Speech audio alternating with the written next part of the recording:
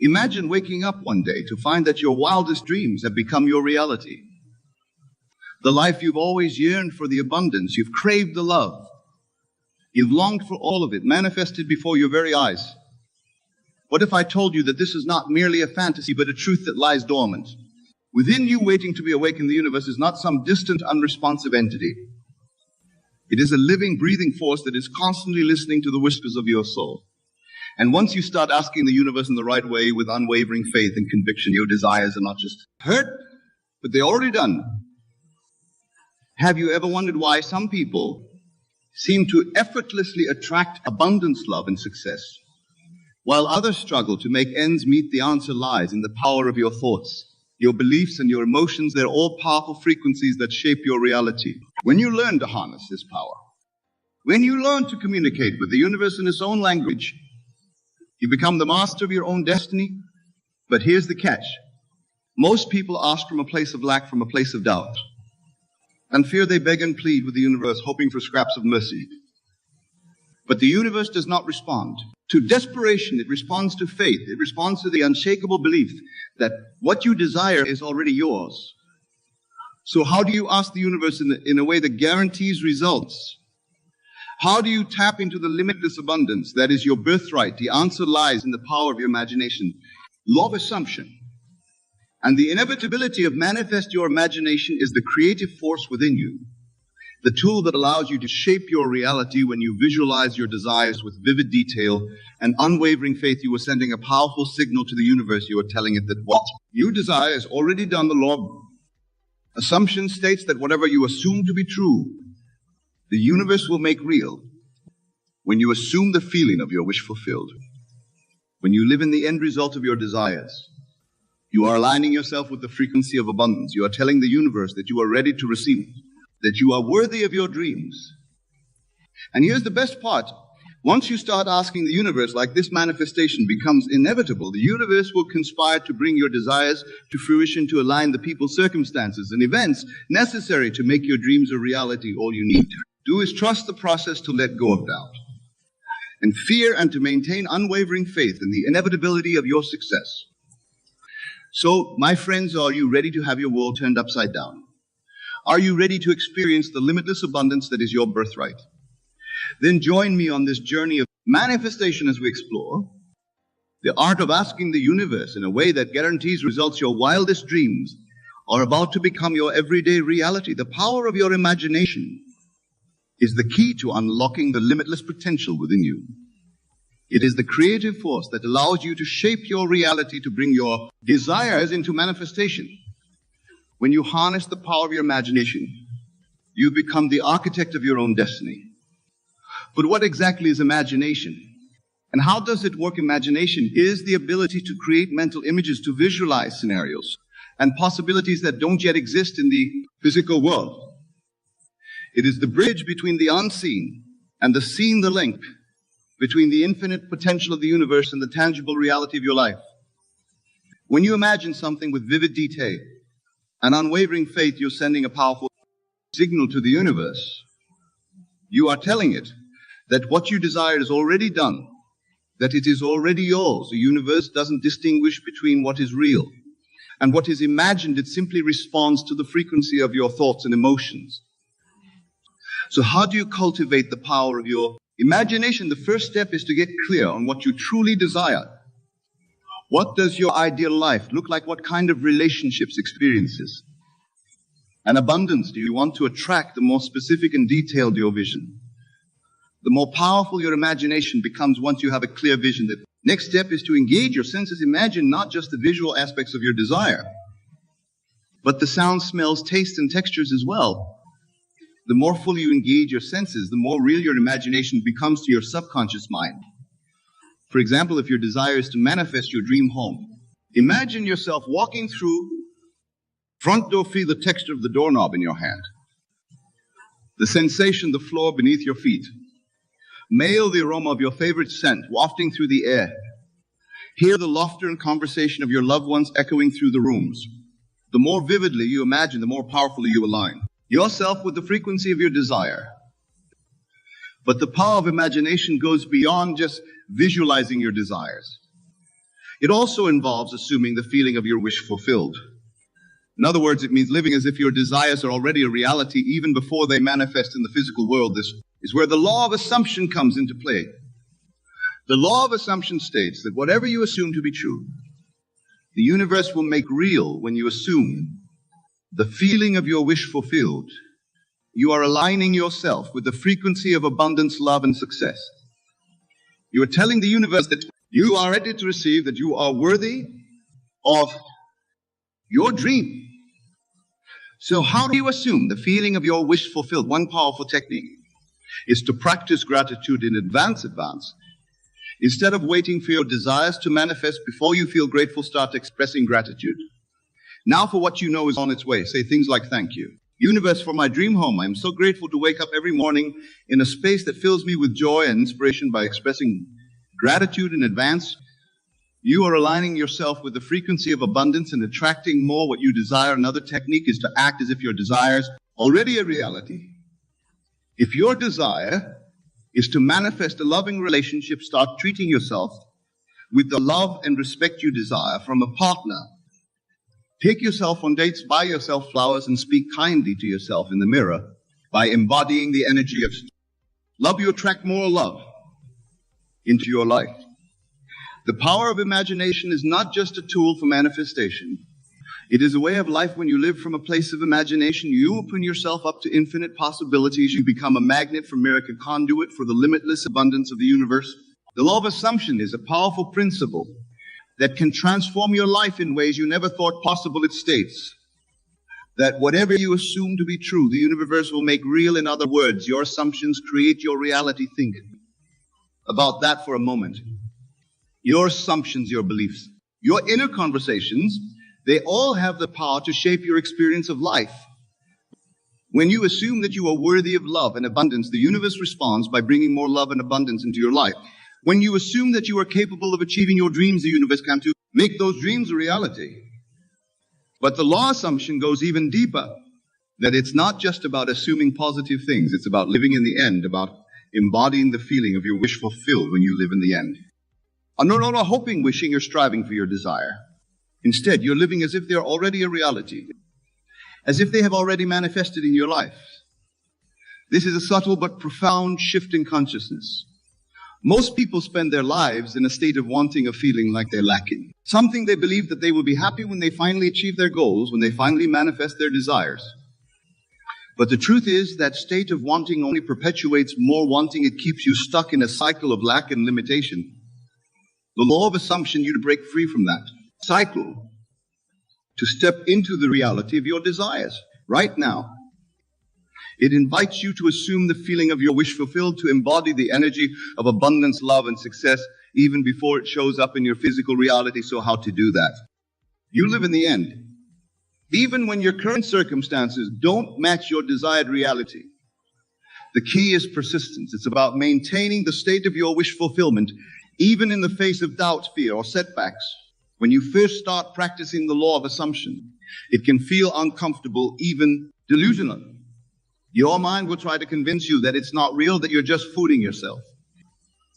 But the more you persist in maintaining the state of your wish fulfilled, the more natural it becomes. You start to see evidence of your desired manifesting in your life, and your faith grows stronger. One powerful way to maintain the state of yours fulfilled is through affirmations. Affirmations are positive statements that you repeat to yourself, either out loud or silently, that reinforce your desired reality. For example, if your desire is to manifest financial abundance, you might repeat affirmations like, I am a magnet for money. Abundance flows to me easily and effortlessly. I'm worthy of all the wealth and prosperity I desire. By repeating these affirmations consistently, you are reprogrammed in your subconscious mind to align with the reality of your desires. You're shifting your assumptions, your beliefs, and your inner conversations to match the frequency of abundance. Another way to maintain the state of your wish fulfilled.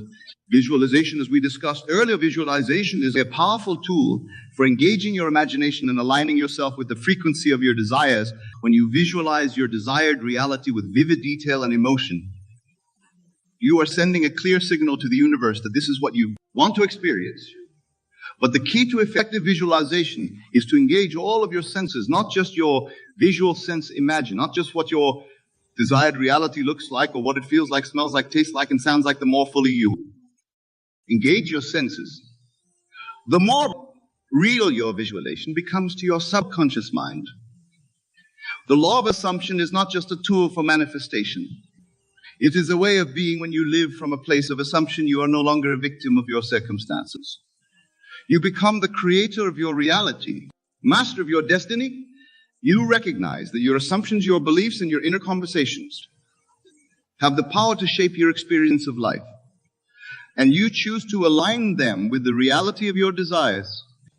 Now that we've explored the power of imagination and the law of assumption, let's dive into the art of asking. Asking is the bridge between your desires and their manifestation. It's the way you communicate with the universe, the way you declare your intentions and set the wheels of creation in motion. But here's the thing, most people don't know how to ask. They ask from a place of lack of desperation or fear. They beg and plead with the universe, hoping for scraps of mercy. But the universe doesn't respond to desperation. It responds to faith. It responds to the unwavering conviction that what you desire is already yours. So how do you ask in a way that guarantees results? The first step is to ask with faith. Faith is the substance of things hoped for, the evidence of things not seen. When you ask with faith, you're not hoping or wishing for your desires to manifest. You are declaring that they are already done. You are aligning yourself with the reality of your desires even before they show up in your physical world. This kind of faith requires a deep trust in the universe and knowing that your desires are not just possible, but inevitable. It requires you to release your attachment to the how and when of manifestation and to surrender to the perfect timing and unfolding of the universe. The second step in the art of asking is to ask with conviction. Conviction is the unshakable belief in the truth of your desires, is the inner knowing that what you want is already yours, that it's your divine right to experience abundance, love. When you ask with conviction, you are not just making a request, you are making a command. You are telling the universe that this is what you expect, that this is what you demand. You are not asking for permission. You are claiming your birthright. But conviction isn't just about the words you speak, it's about the energy behind those words. It's about the feeling of certainty, of unwavering faith that infuses every cell of your being. When you ask with conviction, you're not just speaking your desires. You're becoming the vibrational match for what you want to experience. The third step in the art of asking is to let go of doubt and fear. Doubt and fear are the enemies of manifestation. They are the voices in your head that tell you it's not possible, that you're not worthy, that you'll never have what you want. They are the limiting beliefs that keep you stuck in a cycle of lack and limitation. But here's the thing. Doubt and fear are just thoughts. They're not the truth of who you are. Or you have the power to choose your thoughts, to choose your beliefs, to choose your assumptions. When you let go of doubt and fear, you create space for faith and conviction to take root. One powerful way to let go of doubt and fears through the practice of surrender is the act of releasing your attachment to the outcome, of trusting that the universe has your back. Even when you can't see the way forward, when you surrender, you're not giving up on your desires, giving them to a higher power, to the infinite wisdom of the universe. Surrender requires a deep level of trust, a willingness to let go of control and allow the universe to guide you. It requires you to release your grip on the how and when of manifestation, and to trust that everything is unfolding in perfect divine timing. The final step in the art of asking is to align your thoughts and actions with your desires. Manifestation is not just about asking, it's about becoming coming. It's about aligning every aspect of your being with the reality you want to create. This means thinking thoughts that match your desires, speaking words that affirm your worth, abundance, and taking actions that move you closer to your goals. It means living as if your desires are already a reality, even before they manifest in your physical world. When you align your thoughts and actions with your desires, you become a magnet for miracles. You attract people, circumstances, opportunities that support your vision. You create a life that is a living testament to the power of your faith and conviction. So, my friends, I invite you to master the art of asking. Ask with faith, with conviction, and with unwavering belief in the truth of your desires. Let go of without and feared, and surrender to the perfect timing and unfolding of the universe. Align your thoughts and actions with your desires. and become the vibrational match for the reality you want to create. When you do, miracles become commonplace. The universe conspires to bring your desires into manifest. Life becomes a living testament to the power of your asking master, the art of asking, and watch as your wildest dreams become your everyday reality. When you master the art of asking, when you align your thoughts, beliefs, and actions with the reality of your desires, manifestation becomes inevitable. It's not a question of if your desires will manifest, but when the universe is always listening, always responding to the vibration you are offering. And when you offer a vibration of faith, conviction, and unwavering belief, the universe has no choice but to deliver. But how exactly does manifestation work? How does the universe take your desires and turn them into physical reality? The answer lies in the concept of the bridge of incidents. The bridge of incidents is the series of events, people, and circumstances that the universe orchestrates to bring your desires into manifestation. It's the way the universe connects the dots, aligns the pieces of the puzzle, and creates the perfect conditions for your desires to come to fruition. When you ask for something, the universe immediately begins to arrange the bridge of incidents. It starts to move people and circumstances into place to create opportunities and open doors that will lead you to your desired out.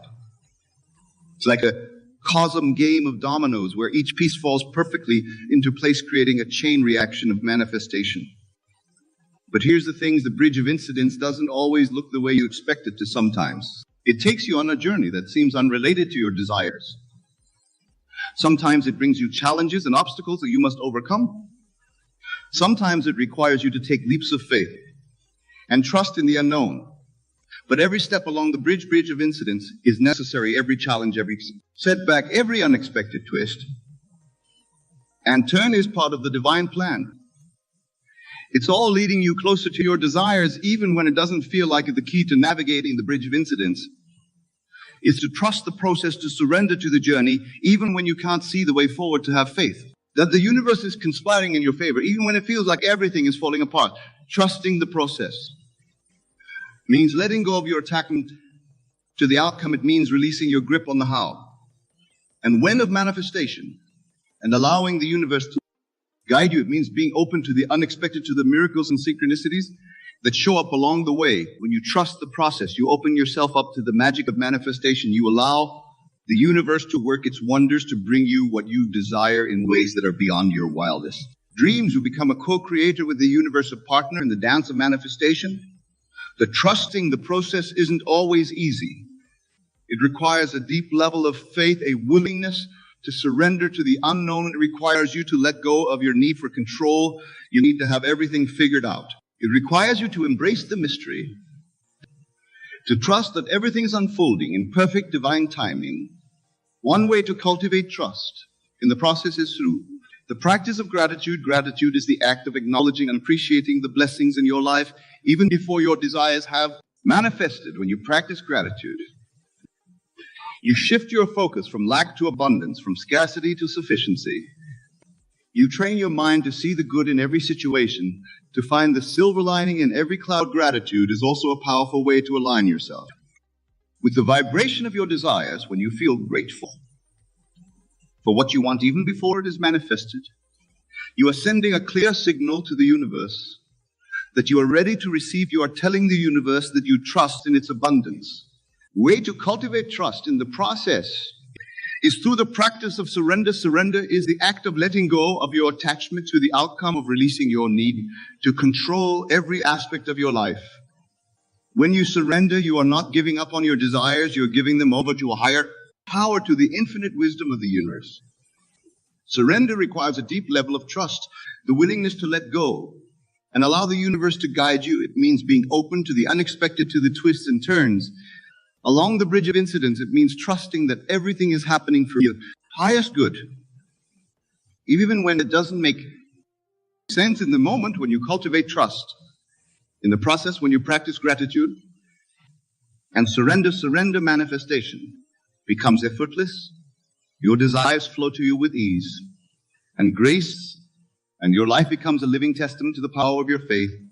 You become a magnet for miracles, conduit for the abundance of the universe. As we come to the end of this journey, I want to remind you of the incredible power that lies within you, the power to create your reality, to manifest your deepest desires, to live a life beyond your wildest dreams. This power is not some distance unattainable force. It is the very essence of who you are. It is the birthright of every human being on this planet. Throughout this speech, we've explored the key principles manifest. And the power of imagination, the law of assumption, the art of asking. We've discovered that the universe is not some separate entity, but a living extension of our own consciousness, that our thoughts, beliefs, and assumptions create our reality. And that by aligning ourselves with the vibration of our desires, we can manifest miracles on demand. But the journey of manifestation is not a one-time event. It is a lifelong practice. It requires a daily commitment to aligning your thoughts, beliefs, and actions with the reality you want to create. It requires a willingness to let go of limiting beliefs, to embrace the unknown, to trust in the perfect timing of the universe. And yet the rewards of this practice are beyond measure when you live from a place of faith and conviction, when you trust in the inevitability of your desires. Your life becomes a living testament to the power of manifestation. You attract people, circumstances, and opportunities that support your vision. You experience a level of joy, abundance, and fulfillment that most people only dream of. So, my friends, I invite you to embrace this practice with every fiber of your being, to wake up each day with a sense of excitement and anticipation, knowing that your desires are on their way to cultivate a deep sense of gratitude for the blessings in your life, even before they have manifested, to surrender to the perfect timing and unfolding of the universe, trusting that everything is happening for your highest good and above. Well, I invite you to remember the truth of who you are. You are not just a physical being confined to the limitations of this earthly realm. You are an infinite, eternal, powerful creator with the ability to shape your reality in any way you choose. You're a divine spark of the universe itself, a unique expression of the infinite intelligence that pervades all things. As you go forth from this moment, carry this truth with you. Let it be your guiding light, your North Star, your unwavering conviction. Know that you are worthy of your desires, that you're capable of manifesting miracles, that you are loved and supported by the universe in every moment. And when challenges arise, when doubts creep in, when the journey seems long and uncertain, remember the words of the great mystic Rumi. What you seek is seeking you. Your desires are not some distant, unattainable fantasy. They are the very essence of your being, the call of your soul. Trust in their inevitability and let them guide you home. So, my friends, go forth with faith, with conviction, with unwavering belief in the power of your dreams. Manifest miracles, create magic, and live a life beyond your wildest imagination. The universe is waiting for you, cheering you on, conspiring in your faith. All you have to do is say yes, yes to your desires. Yes to your dreams, yes to the infinite possibility that lies within you, yes to a life of joy, abundance, and limitless potential. Yes to the magic and miracles of the universe. Now and always, thank you for joining me on this journey of manifestation. May your dreams take flight, may your desires become reality, and may your life be a living testament to the power of your faith. The universe is yours. My friends, claim it, own it, and let it lead you to a life beyond your wildest dreams. You're listening to Inner Guidance Channel. Those who experience the Christian mystery are charged with the responsibility of telling others. Their aim is the awakening of faith in God. For as Paul, I ask the question, how can men call upon him in whom they have not believed? And how can they believe in him of whom they have never heard? And how can they hear unless there is a preacher? And how can men preach unless they are sent? As it is written, how beautiful are the feet of those who preach good news. But not all have heeded the gospel. For Isaiah says, who, O Lord, has believed what he has heard from us? So, faith comes from what is heard, and what is heard comes from the preaching of Christ. Now, Christ is not a person outside of you who lived 2,000 years ago. Christ is the cosmic being who became humanity by burying himself in every child born of woman. Ask the average person if they believe in God, and many of them will say yes. But when asked to define him, they will describe someone other than themselves. So, How can men call upon one in whom they do not believe? I tell you, the only God in the universe is your own wonderful human imagination. When you say, I am, that is God. There is no other God other than he who is encased in the limitation of your little garment of flesh. How can you call upon him when you do not believe you are he? And how can you believe in him of whom you have never heard? What preacher ever told you that your own wonderful human imagination is God? They paint a word picture of a God outside of you, but that is not the true God. And when someone comes and tells you who he really is, the idea is blasphemous. No one wants to believe that he is creating the conditions of his life. But God is the only causative power, as there is nothing but God. Everything is caused by imagination. He is the only reality. So how can you believe in him of whom you have never heard? And how can you hear of him unless there is a preacher? And how can there be a preacher unless he is sent? This morning's paper contained an article saying that scientists have discovered that the so-called throne Peter was to have sat upon 2,000 years ago is only 900 years old. They have now taken the chair out of its encasement, but are keeping it as a holy relic, when it was never any more than a piece of wood upon which some self-appointed nut sat while calling himself the Emperor, the Pope, or Holy One. But now, after 1,000 years of nonsense, the truth has been revealed. What are we going to do when man does not want to hear the truth that he is responsible for his own life, that his imagination is the only God? When you look out on the world, you may think you had nothing to do with its creation, but you did. You do not know it yet, because its purpose has not been revealed to you. But by the restriction and limitation of your own creative power, you became your created world, that you may expand beyond it and create a still greater world for even further expansion of yourself. God is ever expanding his illumination. He took upon himself the limit of contraction called man, the limit of opacity called man, that he may break the limitation and expand. That's the glory of it all. I have experienced Scripture and am under an obligation to tell it. Like Jeremiah, if I say, I will not mention him or speak any more in his name, there is in my heart, as it were, a burning fire shut up in my being, and I am weary with holding it in, and I cannot. I must share my experience with others to encourage all to believe in God, but it is my responsibility to tell them who God is. When men believe the characters of Scripture to be historically true, they are taking truth and modifying it to the limitation of the weakness of the human soul. They are not characters of history, but personifications of the aspects of the human mind. This is true from Jesus down. Jesus is the personification of the fulfillment of the plan that you set up in the beginning of time. Having created the plan before the world came into being, you and I entered our creation. Jesus is the fulfillment of our plan. When his story fulfills itself in you, you must tell your brothers who are sound asleep to wean them from the nonsense told year after year of some external God to whom they must pay homage, when there is no external God. It is Christ in man who is his hope of glory, and Christ is God's plan of redemption, which was set up before that the world was.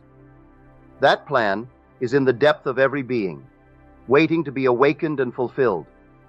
Now we are told that the pattern man said, "Unless you believe that I am he, you will die in your sins." Put the little word "is" in this sentence as, "Unless you believe that I am is he, you will die in your sins." Those who heard that statement did not know that he was speaking of the Father, but the Father is the cause, just as your Father is the cause of you. For without a father you could not be, so must all life be fathered. So I say to you, unless you believe that your I am is the Father of your life, you will continue to miss your goals in life. Your I amness is the Lord Jesus Christ, and there is no other. How do I know this to be true? Read his story as told in the Gospels. Having been born from above, he said, I am from above, and you are from below. And where I'm going, you cannot now come. Why? Because, having fulfilled Scripture, he is returning to the source with the knowledge that he is the source. It isn't that you will not come, but that you cannot come until you have fulfilled what you agreed to fulfill before that the world was. You and I agreed to dream in concert, and we will not break our pledge to each other. We came down from heaven and descended right into our creation, where we are playing the parts we agreed to play, and as long as we think of God as another, we are sound asleep. But when the time is fulfilled, one is sent to awaken his sleeping brothers, saying, He who sees me sees him who sent me, for I sent myself. And who am I? I am the one you call God. I call him Father. For having found him, I know that he and I are one. We are told that the one who was sent was called Paul. It was Paul who spent his days from morning to evening testifying to the kingdom of heaven and trying to convince all to whom he spoke about Jesus, both from the law of Moses and the prophets. Some were convinced by what he said, while others disbelieved. But he welcomed everyone who came. That's all I can do. Having had the same experiences as Paul, all I can tell you is what I have experienced. I know that Jesus Christ is the only reality. He is God the Father, housed in you as your awareness of being. You will know this to be true the day you are possessed by a peculiar vibration, which Scripture calls wind, saying, The wind blows where it will, and you hear the sound of it, but you cannot tell whence it comes or whither it goes. So it is with everyone who is born of the Spirit. When the wind possesses you, your entire body will vibrate, and you will awaken in the tomb where you buried yourself, to realize that no man took your life. You laid it down yourself, that you have the power to lay it down and the power to lift it up again. You laid your creative power down within your own creation, which is man. For eternity exists, and all things in eternity independent of creation, which was an act of mercy. Man is part of the eternal structure of the universe, and you laid yourself down within man. That was your act of mercy. Now I would like to change the word creation to recreation, for it is a transcending of one's own creation. I, divine imagination, came down into my own creation, and by recreating it, I transcend it to awaken myself from this body of death. One day you too will awaken within your skull to find yourself entombed. You will come out to find the symbolism of Scripture concerning the birth of Jesus Christ surrounding you. But it's all about you, not another. For you are Jesus Christ, coming out of Golgotha, your own skull. The babe wrapped in swaddling clothes will be there, and those who witness your birth are there. But they cannot see you, as you are now God's begotten, and God is Spirit. Jesus Christ is a pattern buried in you, which you will experience one day. Then you will know that the Bible is your own personal spiritual biography. Let men have their so-called holy relics and all the other things, and forgive them, as they do not know what they are doing. They are the blind leaders of the blind. The other day, someone asked me if the Bible was all I ever talked about. They thought it was very limited and monotonous, but I find it a never-ending mystery. I preach Christ crucified on humanity, not on some little piece of wood in the Near East 2,000 years ago. There never was any man who was crucified in that manner. Oh, we have insane men, like our Hitlers and Stalins, who will crucify a man because of his belief. In our own land, men have hung other men on trees thinking they are doing God's business. But that's not the story of Christ, for he became humanity that humanity may become God. Now no one ascends into heaven, but he who first descended from heaven, the Son of Man. Buried in you is that Son, who is going to come out of you, and coming out of you, he is the Son of Man, one with the one who descended from heaven, who is God. Listen carefully. I am the root and the offspring of David, the bright morning star. Yes, I am the root, the father of David, yet I am David's offspring. So the father of David and the offspring of David are one and the same being. David, the symbol of humanity, always does the Father's will. Everyone and everything here is doing the Father's will. Say, I am. That's the Father. Condition your I am by saying, I am prosperous, and you are doing the Father's will. In the 3rd chapter of the book of Samuel, the word Samuel in Hebrew means his name is God, Samuel. The Lord spoke to the boy Samuel, saying, those who honor me I will honor, and those who despise me they shall be lightly esteemed. In other words, your concept of yourself is either your honor or your dishonor. If you feel little when you meet someone, you are dishonoring God. Have you ever met anyone you thought more important than you? He may be richer, bigger, stronger, or more handsome. He may be everything you think you are not. But if you felt small in his presence because he had more money, was wiser, stronger, or better dressed than you are dishonoring God, as God's name is I am. And he who honors me, I will honor, and he who despises me shall be lightly esteemed. The boy Samuel, believing God to be another, heard a voice seemingly coming from without. So he went to the prophet Elijah, which means my God, and he was told to go back and dream again.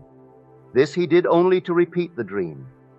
3 times he heard the voice calling him until he knew who the Lord was and grew into his oneness to become the great prophet. The Samuel in you speaks, saying, those who honor me I will honor, and those who despise me will be lightly esteemed. If you feel inferior towards anyone, you are despising the name of God, which is I am. Don't let anyone make you feel little. They may try to do it, but only if you feel small already. If you don't feel little, it does not matter what or who they are. You may not have a nickel in your pocket, but you won't feel little when you know that God is your imagination. You can't be more than God, so you are God. Do not walk the earth in an arrogant way, but never let anyone put you down. I was born on a little island called Barbados. The island is just like a large farm, where everything is planted in order to produce $1. We planted sugar cane, from which we received its produce of molasses, rum, etc. When I was a child, we had no chemical fertilizers. The animal products called manure were used to put life back into the fields. When we would scatter this on the field to fertilize it, we would call it broadcasting. This was long before telephones, radio, or television.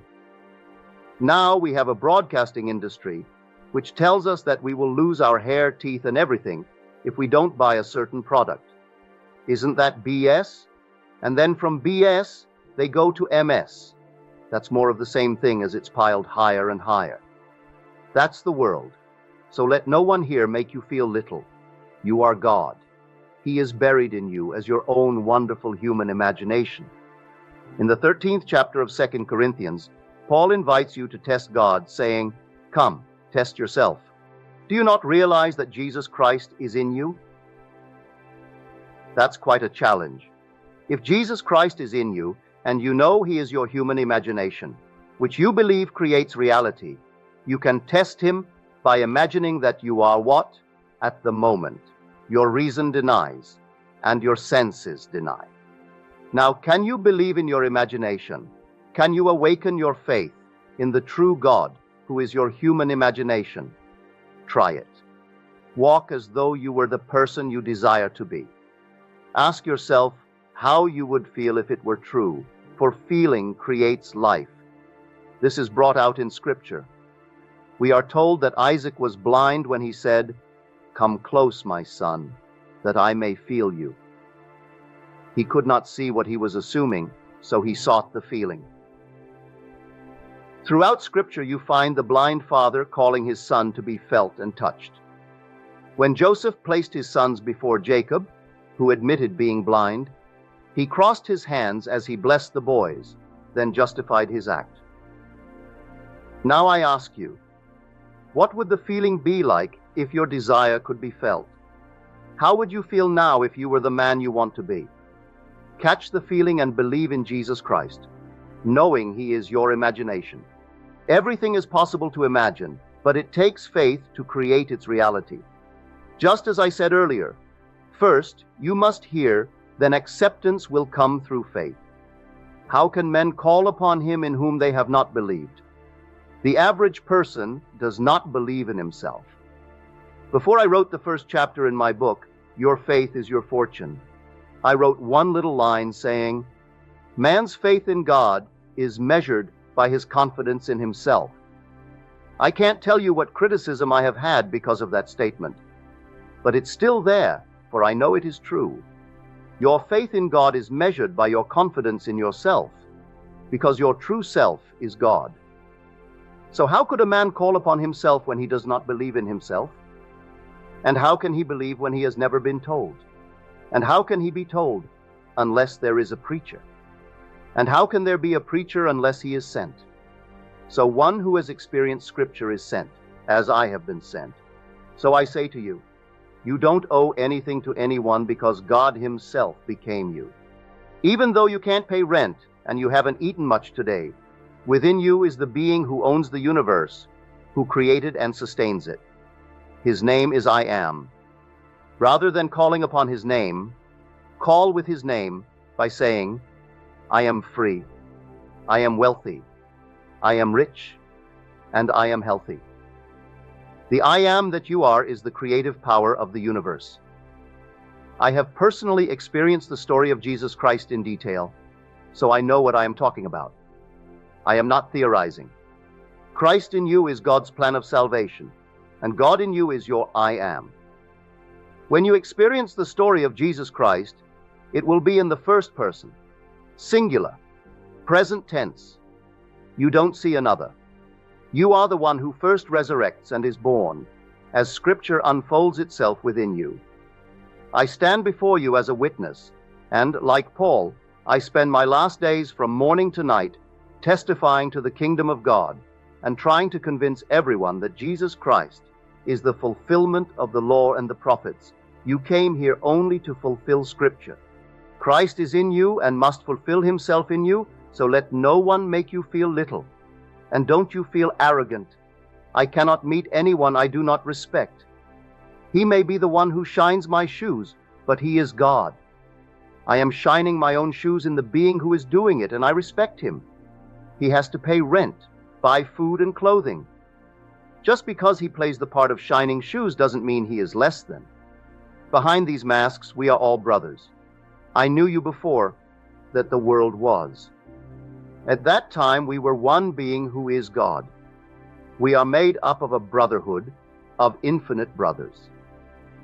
Yet, in spite of the number, we will all know each other individually and distinctly as we return to the one being. We came down and became fragmented into our own creation. We are going back to the one being we really are, who is God the Father. You are He, and one day, you are going to know it from experience. Now let us go into the silence. In the quietude of a moonlit garden, a gentle breeze whispers through the leaves, carrying with it the essence of unspoken devotion. Have you ever felt the profound impact of a love so deep? It transcends words. Love that communicates through the subtlest of gestures, the softest of touches, the most profound silences. Close your eyes for a moment. Envision a couple, hand in hand, walking through this tranquil garden. No words pass between them, yet their connection is palpable, electric, alive. This, dear friends, is the power of silent love. A force so potent, it can move mountains without uttering a single sound. But how does one harness this power? How can we show our true worth to our loved ones without resorting to grand declarations or extravagant display? The answer lies in the whisper of that breeze, in the gentle rustle of leaves, in the unspoken understanding that passes between two souls deeply in tune with each other. It's in the small, seemingly insignificant moments that true love flourishes and our worth shines through. Think back to a time when you felt truly seen, truly understood by your partner. Was it during a heartfelt conversation? Perhaps, but more often than not, it's in those quiet moments. A knowing glance across a crowded room, a comforting hand on your shoulder during a challenging time, or simply their presence beside you as you face life's ups and downs. These are the threads that weave the tapestry of a profound, enduring love, invisible to the naked eye, yet stronger than the most unbreakable steel. These threads connect us to our loved ones in ways that words often fail to capture. But here's the crux of the matter. These threads, these connections, they don't just happen by chance. They are cultivated, nurtured, grown with intention and care. And at the heart of this cultivation lies a fundamental truth. To truly show your worth to your loved one, you must first recognize and embrace your own inherent value. You see, the world outside is but a reflection of our inner reality. The love we receive, the worth others see and use, it all stems from the love and worth we recognize within ourselves. This isn't about ego or self-importance. No. This is about acknowledging the divine spark that resides within each of us, the unique essence that makes us who we are. When we truly embrace our own worth, when we stand firm in the knowledge of our inherent value, we radiate an energy that others can't help but notice. It's like a beacon drawing our loved ones closer, inviting them to see us as we truly are. But how do we cultivate this inner worth? How do we nurture the divine spark within us?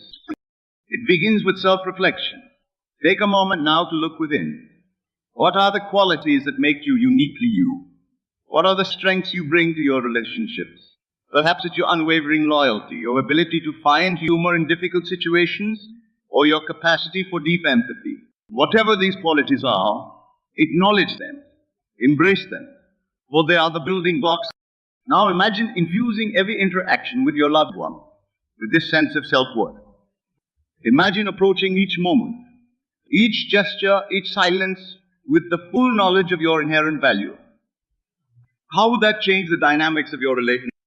You see, when we operate from a place of inner worth, our actions take on a new depth, a new significance. A simple touch becomes a profound expression of love. A moment of silence transforms into a space of deep connection. Even the most mundane of daily interactions becomes infused with meaning and purpose. This is the alchemy of silent love. The ability to transform the ordinary into the extraordinary through the power of our inner state. But let's be clear, this isn't about perfection. It's not about presenting a flawless facade to your loved one. True worth, true love, embraces all aspects of who we are, our strengths and our vulnerabilities, our light and our shadows. In fact, it's often in our moments of vulnerability that our true worth shines brightest. And when we allow our loved ones to see us as we truly are, without pretense or mask, we create a space for deep, authentic connection. Remember the couple in the garden. Their silent connection wasn't born from perfection.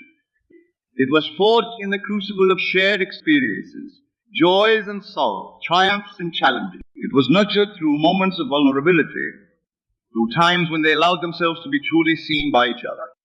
This vulnerability, this authenticity, is a gift we give to our loved ones.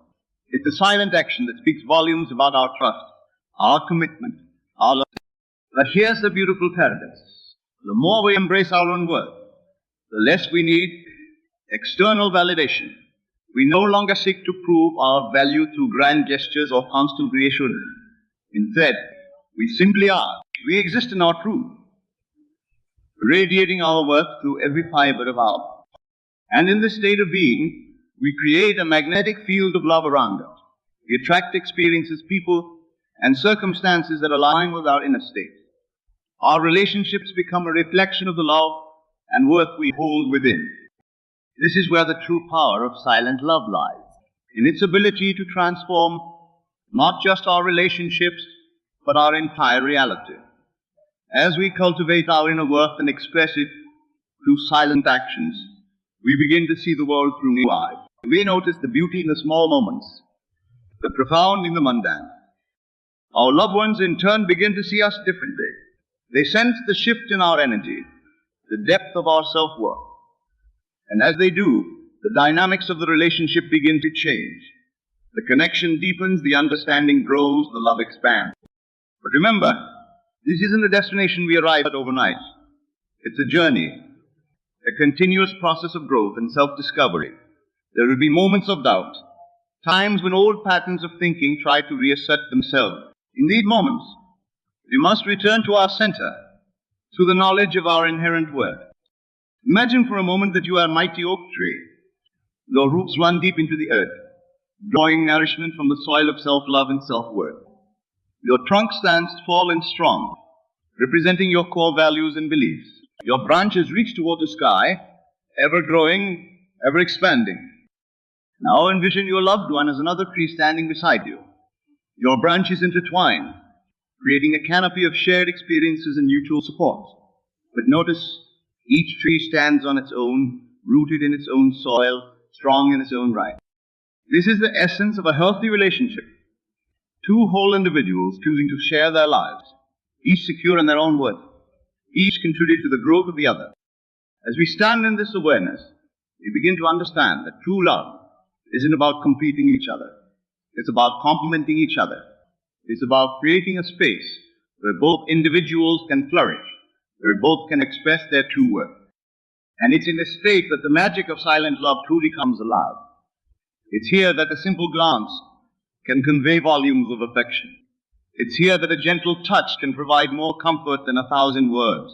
It's here that silence becomes not an absence, but a presence, a tangible expression of love and connection. So as we move forward, let's carry this awareness with us. Let's approach our relationships not from a place of lack or need, but from a place of fullness and abundance. Let's allow our inner worth to shine through in every interaction, every gesture, every moment of silence. For in doing so, we not only show our loved ones our true worth, we invite them to recognize and embrace their own. And in this mutual recognition, this shared understanding of inherent value, we create relationships that are not just satisfying but truly transformative. This, dear friend, is the power of silent love. This is the alchemy that turns ordinary moments into extraordinary expressions of connection. This is the magic that awaits us when we fully embrace our worth and allow it to radiate through our being. As we continue on this journey of self-discovery and deepening connection, remember, the most profound expressions of love often require no words at all. They reside in the spaces between breaths, in the silence between heartbeats, in the unspoken understanding that passes between two souls deeply in tune with each other. And it all begins with you, with your recognition of your own inherent worth, with your willingness to stand in your truth, with your courage to love deeply and authentically. From this foundation, we can explore the specific actions, the silent gestures that can transform our relationships and deepen our connections. So let us now turn our attention to these actions, these powerful yet subtle ways we can show our loved ones our true worth. For in these actions, we find the practical application of all we've discussed, the tangible expression of our inner worth, the silent language of profound love. As we stand rooted in the awareness of our inherent worth, we find ourselves at the threshold of transformation. The journey we've embarked upon isn't just one of self-discovery, but of profound connection. It's a path that leads us to the heart of what it means to truly love. What does it mean to show your worth to your loved one? Is it in the grand gestures, the lavish gifts, the eloquent declarations of love? Or could it be in something far more subtle, far more profound? The truth, my friends, lies in the silent actions. These are the gestures that speak louder than words, the moments that resonate in the depths of our being. They are the unspoken language of love, the quiet symphony of connection that plays between two hearts in tune. Let us explore 9 such actions, each a powerful testament to your worth, each a silent declaration of your love. The first of these actions is the art of presence. In a world constantly vying for our attention, true presence is a rare and precious gift. It's about being fully there in body, mind, and spirit with your loved one. It's about putting away the distractions, silencing the mental chatter, and simply being. Think of a time when someone gave you their undivided attention. How did it make you feel? Valued? Important? Loved? That's the power of presence. When you choose to be fully present with your loved one, you're saying, without words, you matter to me. You are worthy of my time and attention. This presence manifests in myriad ways. It's in the way you turn towards your partner when they speak, giving them your full attention. It's in the way you put down your phone during dinner, choosing connection over distraction. It's in the way you sit in comfortable silence, simply enjoying each other's company. Presence is not just about physical proximity. It's about emotional availability. It's about creating a space where your loved one feels seen, heard, and understood. In your presence, they should feel free to be themselves, to express thoughts and feelings without fear of judgment. Remember, every moment of true presence is a gift. It's a silent action that speaks volumes about your love and the worth you place on your relationship. The second silent action, unwavering support. This goes beyond mere words of encouragement.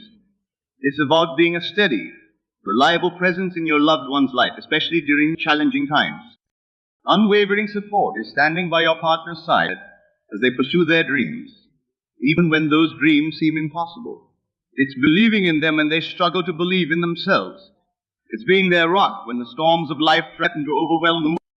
This support doesn't always require grand gestures. Sometimes it's as simple as a reassuring squeeze of the hand before an important meeting.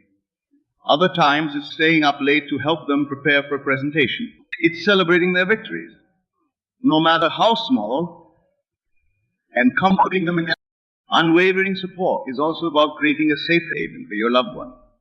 It's about being the person they can turn to when the world feels too much. In your support, they find strength. In your steadfastness, they find courage. Remember, when you offer unwavering support, you're silently saying, I believe in you. I am here for you, no matter what. And in doing so, you demonstrate your own worth as a partner, a friend, a lover. The third silent action is the language of touch. In the gentle caress of a hand, the warm embrace of a hug, the soft brush of lips, you find a form of communication that transcends words. Physical touch has the power to comfort, to heal, to express love in its purest form. It's in the way you reach for your partner's hand as you walk together. It's in the comforting arm around their shoulder when they're feeling down. It's in the tender kiss goodnight and the warm cuddle in the morning. But the language of touch goes beyond romantic gestures. It's also in the playful ruffle of hair, the gentle pat on the back, the comforting hand on the arm. Each touch is a wordless expression of affection, of connection, of...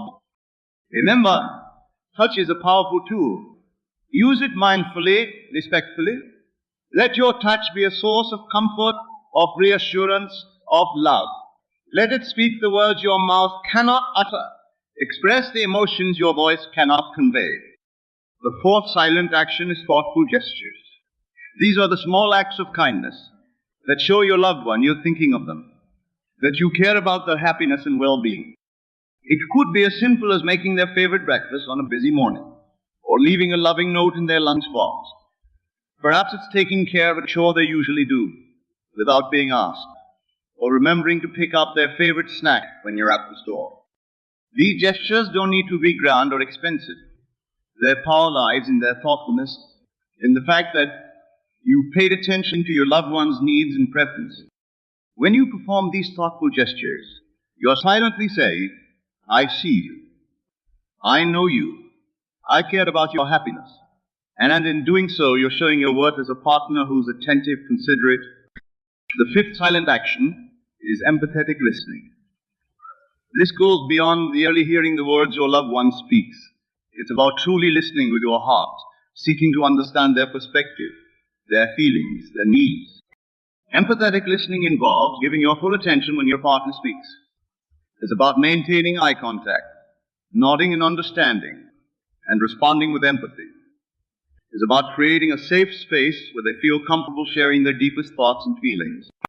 But empathetic listening isn't just about being silent while the other person talks. It's about asking thoughtful questions, reflecting back what you've heard to ensure understanding, and responding with compassion. When you practice empathetic listening, You're silently saying, your thoughts and feelings matter to me. I want to understand you. This level of attention and understanding is a powerful expression of love and respect. The sixth silent action is creating sacred spaces. These are the physical and emotional environments where your love can flourish, where you and your partner can connect deeply and authentically. A sacred space could be a physical location, a cozy corner in your home where you enjoy your morning coffee together, or a favorite spot in nature where you go for walks. But it can also be a temporal space, a weekly date night, or a daily ritual of sharing your highs and lows. Creating these spaces is about intentionally carving out time and place for your relationship to grow. It is about prioritizing your connection amidst the chaos of daily life.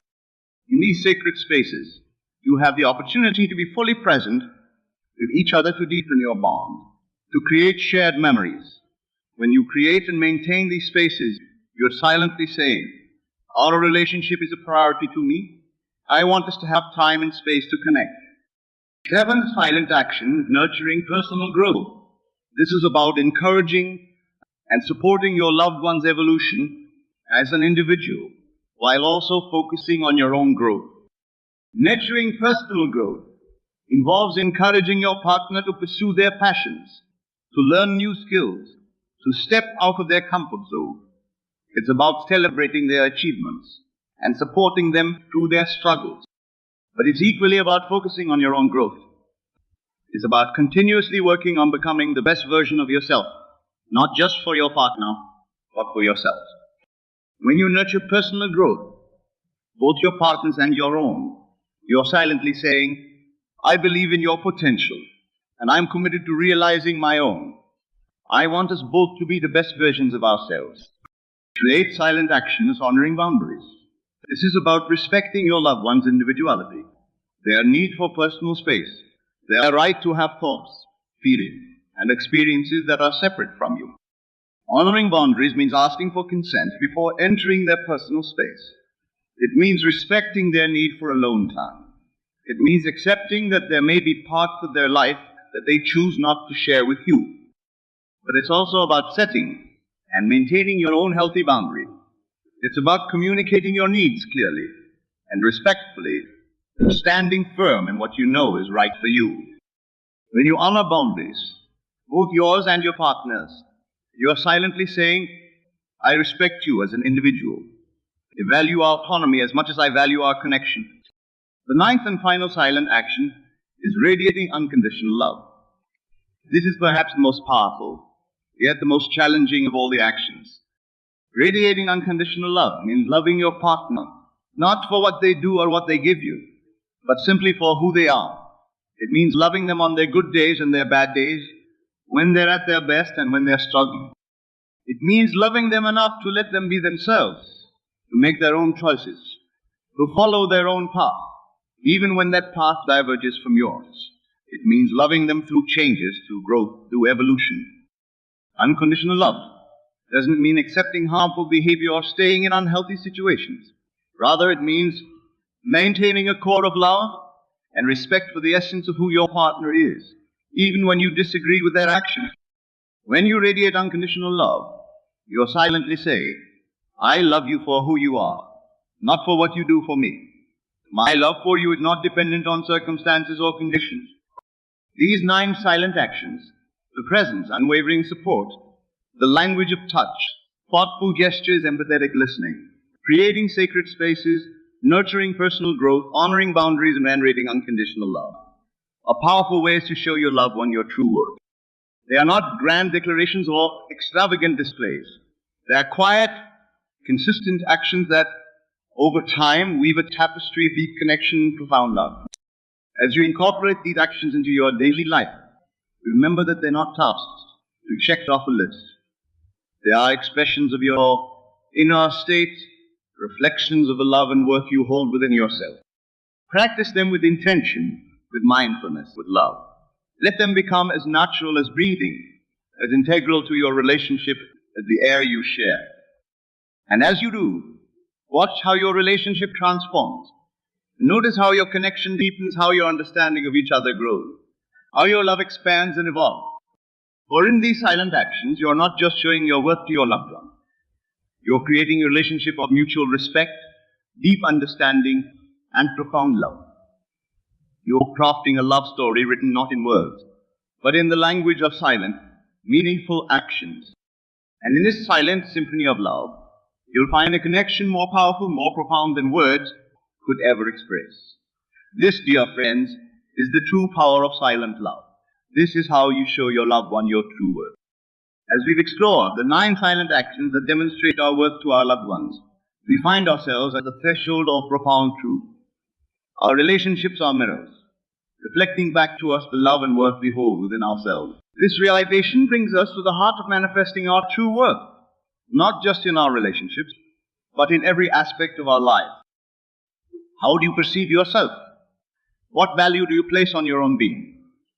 The answers to these questions shape not only how you interact with your loved ones, but how you move through the world at large. You see, the process of manifesting your true worth begins within. It's an internal journey, a shift in consciousness that ripples outward, touching every facet of your existence. This isn't about ego or self-importance. Rather, it's about recognizing and honoring the divine essence that resides within you. Think of yourself as a vessel of infinite potential, a unique expression of the universal consciousness. Within you lies all the wisdom, all the love, all the power you could ever need. Your task is not to acquire worth from external sources, but to uncover and express the worth that already exists within you. This understanding transforms how we approach our relationships. No longer do we seek validation or completion from our partners. Instead, we come to our relationships whole, complete, brimming with love and worth. From this place of fullness, we can truly give, truly love, truly connect. But how do we make this shift? How do we move from seeking worth externally to recognizing and manifesting our inherent value? It begins with self-reflection. Take a moment now to look within. What qualities do you admire in yourself? What strength do you bring to your relationships, to your work, to the world? Perhaps it's your compassion, your creativity, your resilience. Wherever these qualities are, acknowledge them. Celebrate them, for they are expressions of your true worth. Next, consider the beliefs you hold about yourself. Are they limiting or empowering? Do they reflect your true potential, or do they keep you small? Remember, your beliefs shape your reality. As you think, so shall you become. If you find yourself harboring limiting beliefs, know that you have the power to change them. You are not bound by past programming or societal expectations. You are a creator capable of reshaping your inner world and, by extension, your outer reality. This makes you a powerful truth. You are not merely a passive observer of your life, but an active creator of your experience. Your thoughts, your beliefs, your expectations, these are the tools with which you sculpt your reality. When you truly understand this, you begin to approach life differently. You no longer see yourself as a victim of circumstances, but as a powerful creator of your own destiny. This shift in perspective is transformative, not just for you, but for everyone around you. In your relationships, this manifests as a profound sense of security and authenticity. You no longer need your partner to complete you or validate your worth. Instead, you come to the relationship as a whole being, offering your love freely. This is the essence of unconditional love, a love that flows from your own fullness, not from a place of lack or need. It's a love that says, I don't need you to be a certain way for me to love you. I love you as you are, and I love myself as I am. As you embody this truth, you'll find that your relationships naturally deepen and flourish. The silent actions we discussed earlier become not just things you do, but natural expressions of your inner state, presence, support, empathy. These flow effortlessly from your being because they are aligned with your true nature. But manifesting your true worth goes beyond your relationships. It touches every aspect of your life. In your work, it shows up as confidence and excellence. In your personal pursuits, it manifests as passion and dedication. In your spiritual life, it expresses itself as peace and connection to something greater than yourself. You begin to move through the world with a quiet confidence, a serene knowing of your inherent value.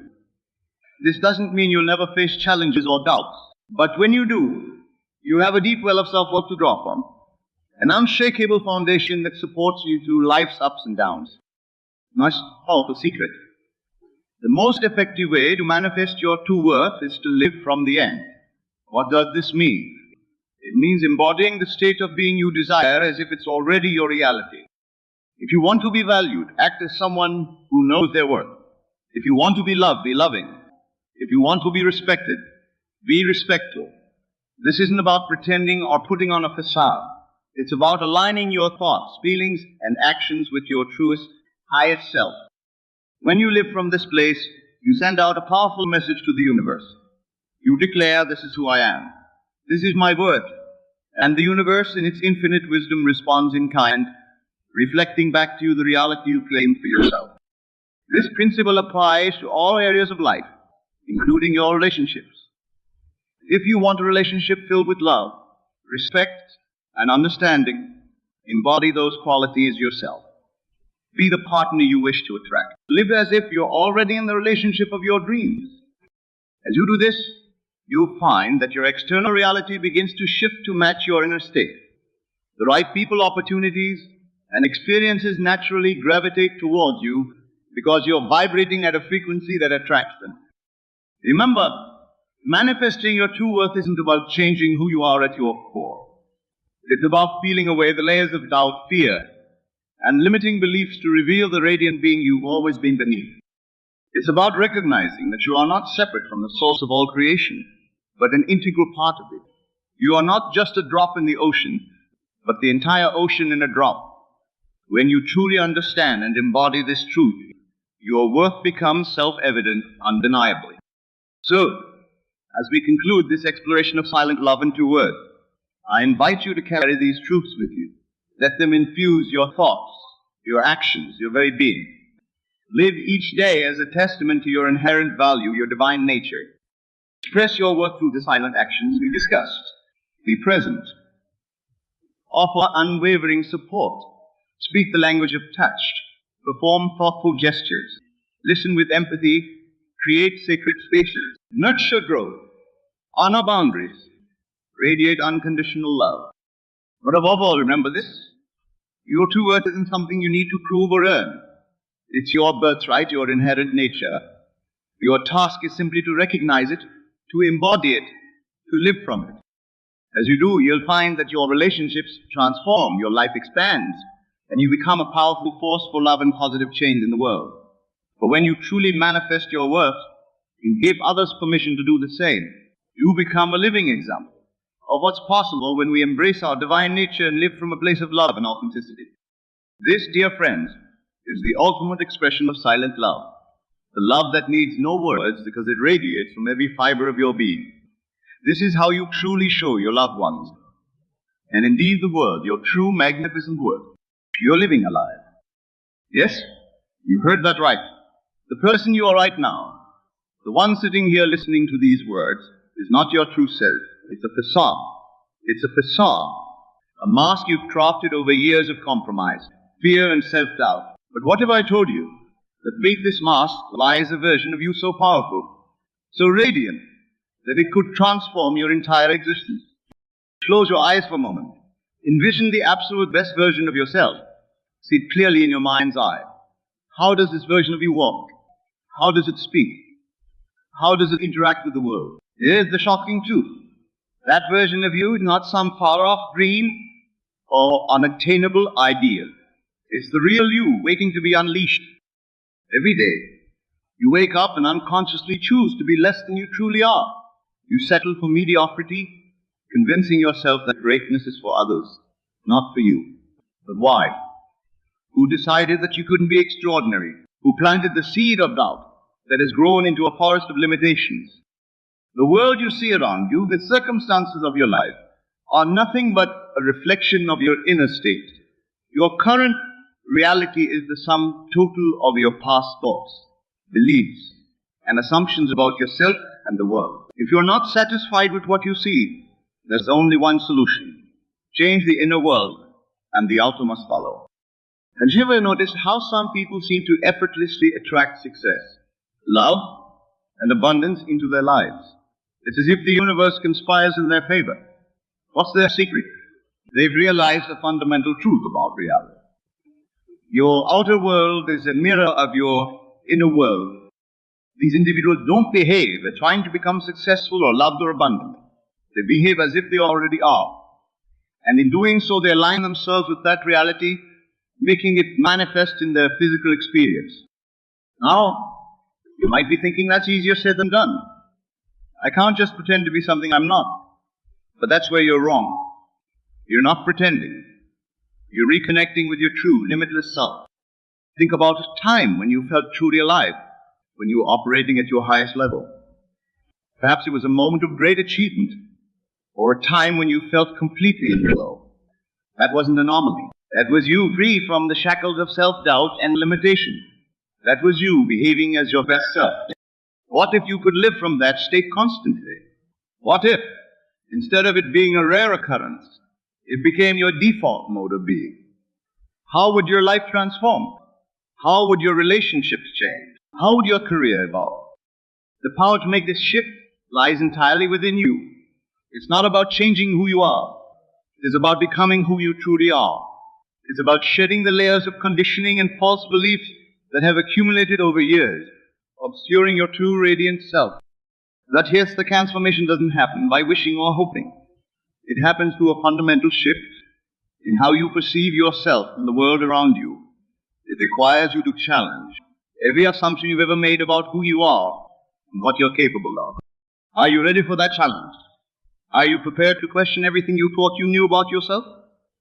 Are you willing to let go of the comfortable familiarity of your current self-concept and step into the unknown territory of your highest potential?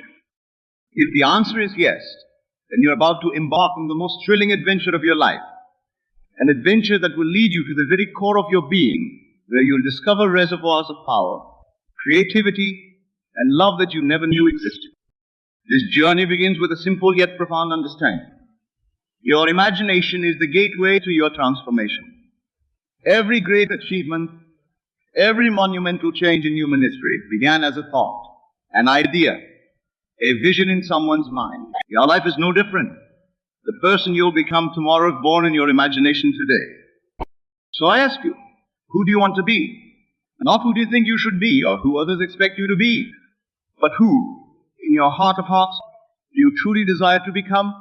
See that person clearly. Feel what it's like to be them. Experience the world through their eyes. This is not mere daydreaming or wishful thinking. This is the first step in the profound process of transformation. By holding this image of your ideal self in your mind, by feeling the reality of it, you're setting in motion forces that will reshape your entire existence. But remember, this is not about escaping your current reality or denying who you are now. It's about recognizing that who you are now is just a small fraction of who you can be. It's about expanding your sense of self to encompass all your potential, all your dreams, all your deepest desires. As we continue this exploration, we'll delve deeper into the mechanics of this transformation. We'll uncover the principles that govern the relationship between your inner world and your outer reality. We'll learn how to harness the incredible power of your imagination to reshape. But for now, I want you to hold on to that vision of your best self. Feel it. Breathe it in. Let it permeate every cell of your being. Because from this moment forward, that is who you are. Not someday in the future. Not when you've achieved certain goals or met certain conditions. But right now, in this very instant, you are that best version of yourself. Now it's time to align your thoughts, your words, and your actions with that truth. It's time to behave as if you are the best version of yourself. Your imagination is the most powerful tool you possess. It's the key to unlocking your true potential, the bridge between your current reality and the life you desire. But here's the catch. Most people use their imagination against themselves. They imagine worst-case scenarios, replay past failures, and visualize future disappointments. They're using this incredible power to reinforce their limitations rather than transcend them. What if, instead, you use your imagination to construct a new self-concept? What if you directed this power towards envisioning and embodying your highest self? Every thought you think, every belief you hold, every assumption you make about yourself and the world around you is shaping your reality in this very moment. Your self-concept, The mental image you hold of who you are is the foundation upon which your entire life is built. If you see yourself as limited, unworthy, or incapable, that's exactly what you'll experience in your outer world. But if you see yourself as limitless, deserving, and powerful, your reality will shift to reflect that inner vision. This isn't wishful thinking or pop psychology. It's a fundamental law of consciousness. Your outer world is a reflection of your inner state. Change the inner and the outer must follow. But how do we make this shift? How do we change our self-concept at such a deep level that it transforms our entire reality?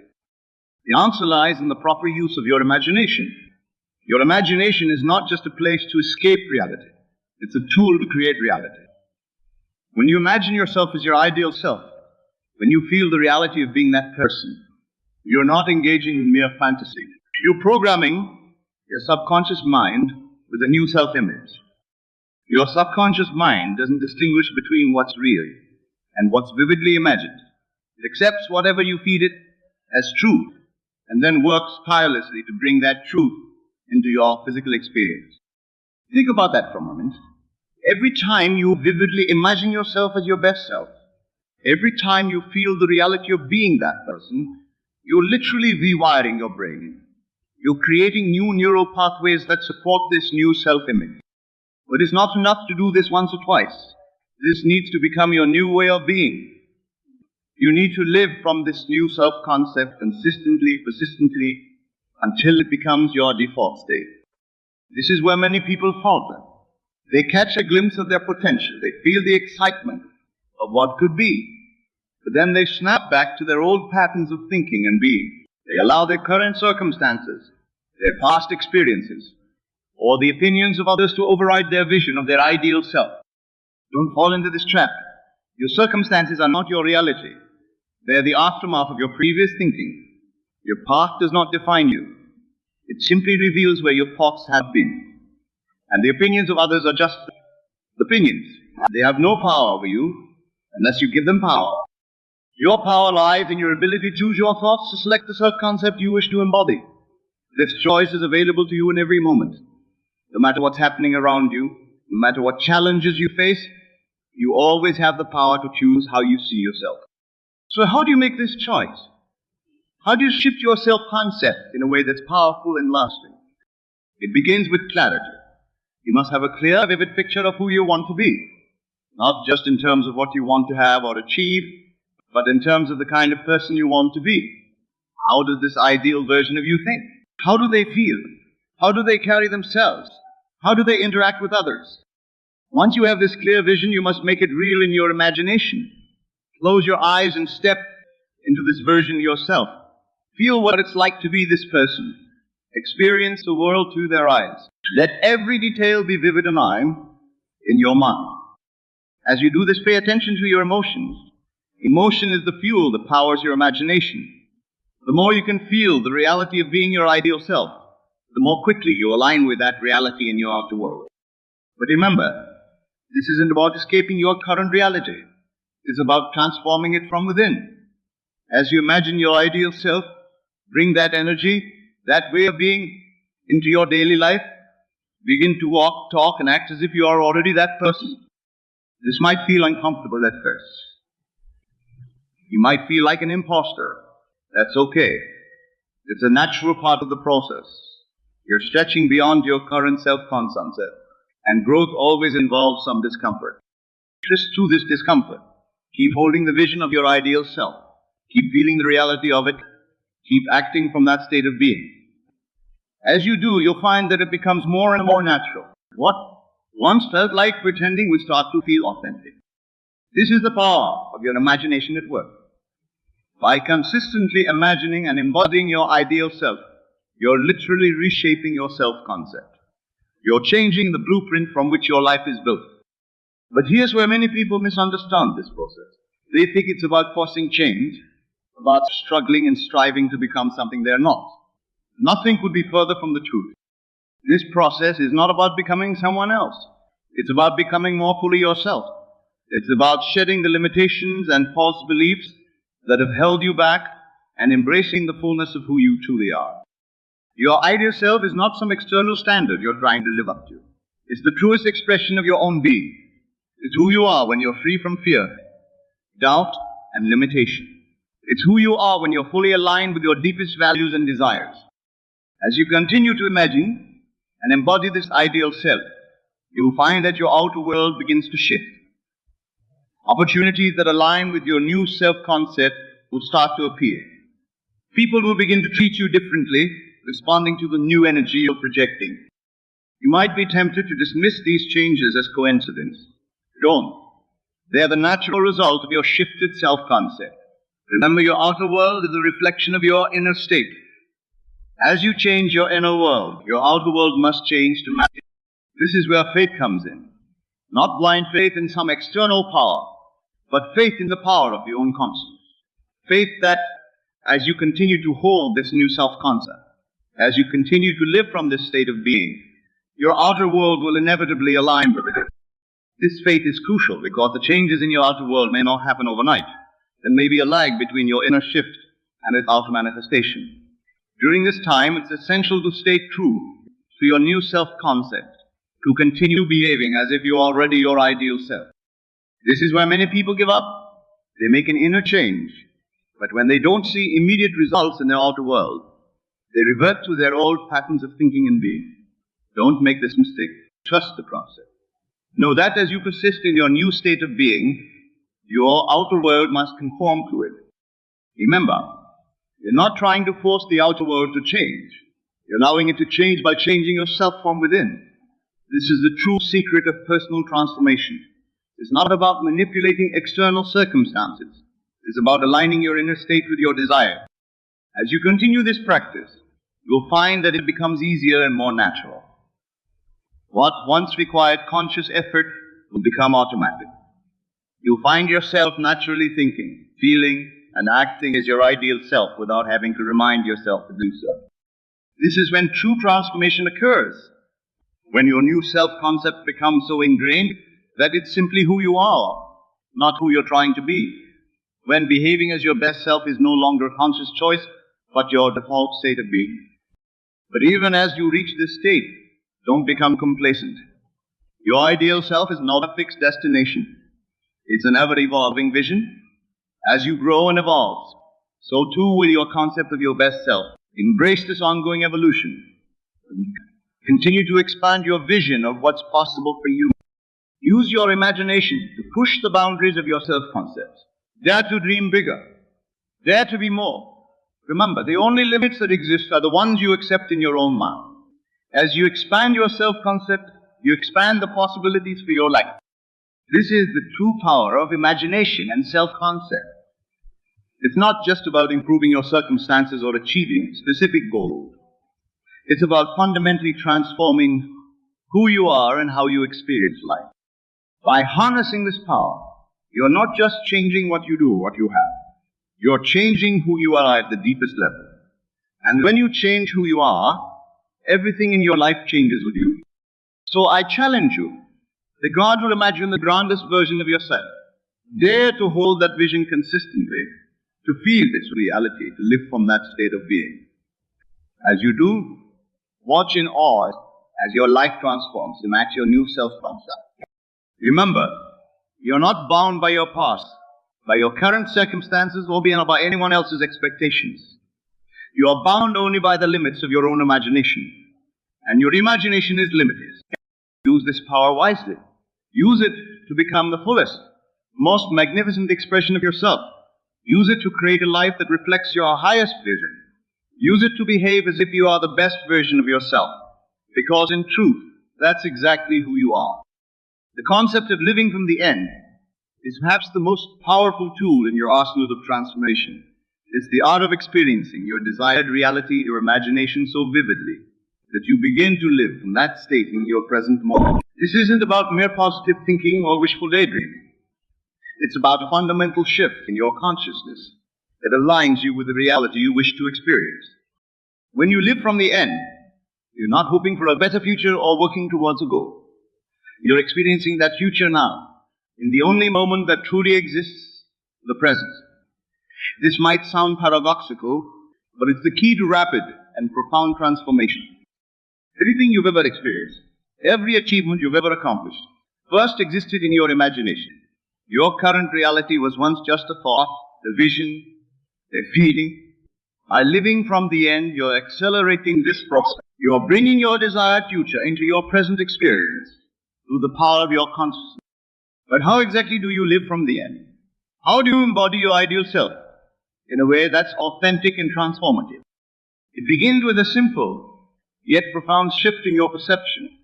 Instead of seeing your ideal self as something to be achieved in the future, you must see it as who you truly are right now. This isn't about denying your current circumstances.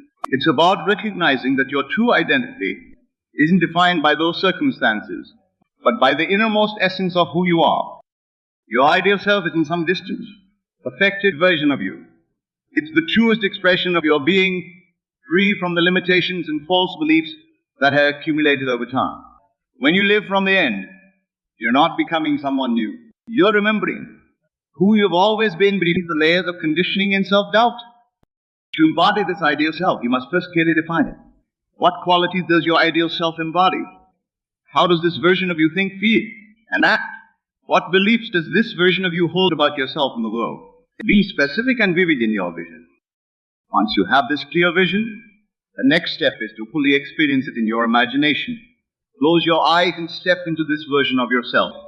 Feel what it's like to be this person. Experience the world through their eyes. How do they walk? How do they speak? How do they interact with others? How do they handle challenges?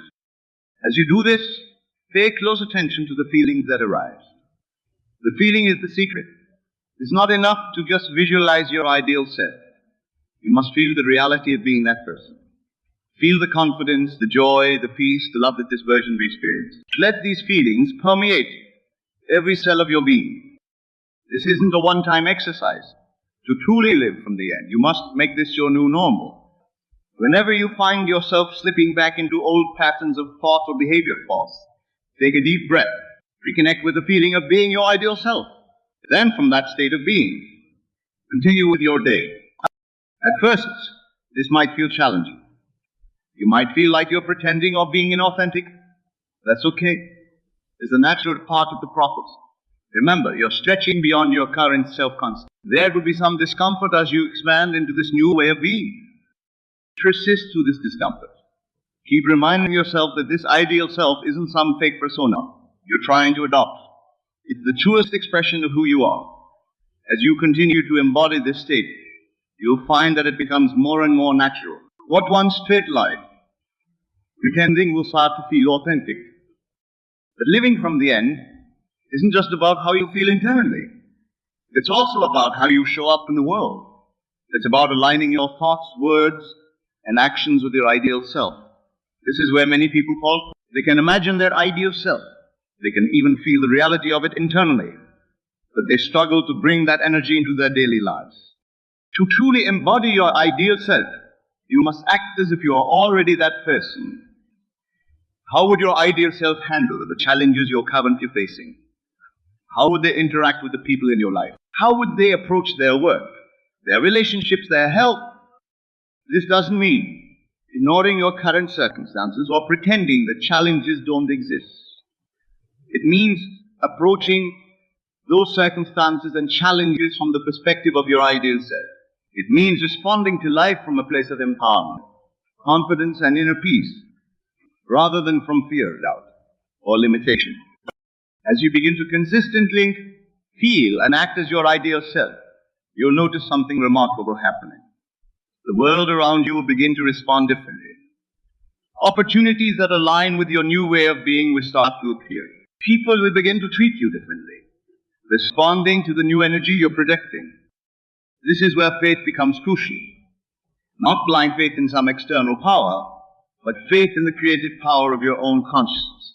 Faith that as you continue to live from the end, as you continue to embody your ideal self, your outer world will inevitably align with this inner reality.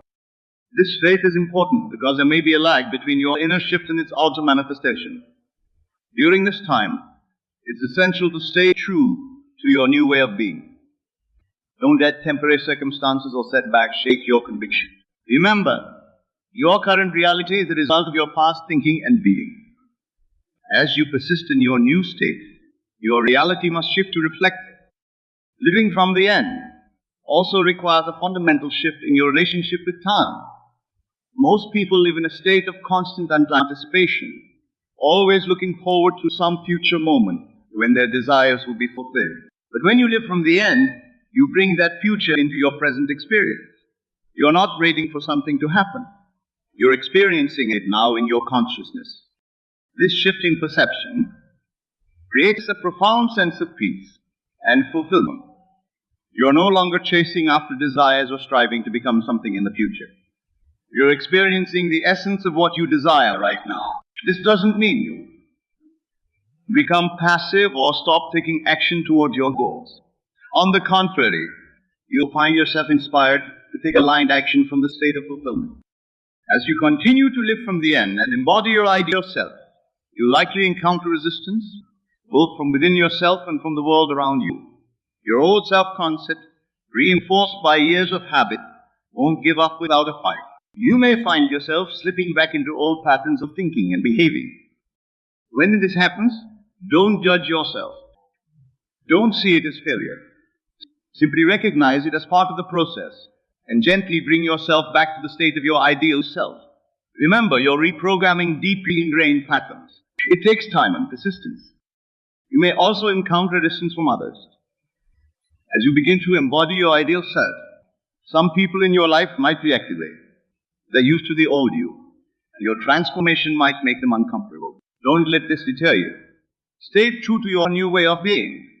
The right people, those who resonate with your true self, will be drawn to you. Living from the end and embodying your ideal self is not a destination. It's an ongoing journey of expansion and self-discovery. As you grow and evolve, your vision of your ideal self may change. Embrace this evolution. Continue to expand your concept of what's possible for you. Use your imagination to push the boundaries of your self-concept. Dare to dream bigger. Dare to be more. Remember, the only limits that exist are the ones you accept in your own mind. As you expand your vision of your ideal self, you expand the possibilities for your life. This practice of living from the end and embodying your ideal self is not just about personal achievement or success. It's about aligning with the deepest truth of who you are. It's about expressing the fullness of your being in every moment. As you do this, you not only transform your own life, but you also uplift those around you. You become a living example of what's possible, inspiring others to step into their own greatness. So I challenge you, dare to live from the end, dare to fully embody your ideal self. Not someday in the future, but right now, in this very moment. Feel the reality of being that person. Think as that person thinks. Speak as that person speaks. Act as that person acts. Do this consistently, persistently, with unwavering faith in the creative power of your consciousness. As you do, watch in awe as your life transforms to match this inner reality. Watch as you become the living embodiment of your highest vision. Remember, you are not bound by your past, by your current circumstances, or by anyone else's expectations. You are bound only by the limits of your own imagination. And your imagination is limitless. In every moment, you have the power to choose who you want to be. Choose to be the best version of yourself. Choose to live from the end. Choose to embody your ideal self. As you make this choice consistently, you will find that it's not just your life that transforms. You transform. You become the person you've always known. Deep down, that this is the true power of living from the end and embodying your ideal self. It's not just about achieving goals or improving your circumstances. It's about becoming the fullest, most magnificent expression of who you truly are. It's about aligning with the deepest truth of your being and letting that truth shine forth in every aspect of your life. So go forth with courage and conviction. Live from the end. Embody your ideal self. Be the person you know you can be. The world is waiting for you to shine in all your brilliance. It's time to step into the fullness of who you truly are. It's time to behave as if you are the best version of yourself. Because in truth, that's exactly who you are.